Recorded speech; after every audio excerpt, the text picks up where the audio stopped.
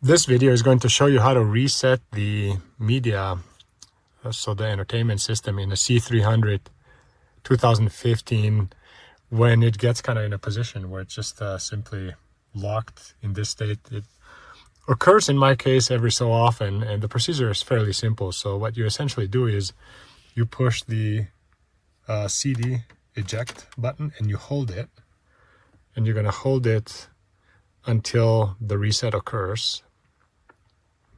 Probably about 10 seconds or so. So there you go. So the reset just occurred. You release the button then, and you'll see the entertainment system boot up.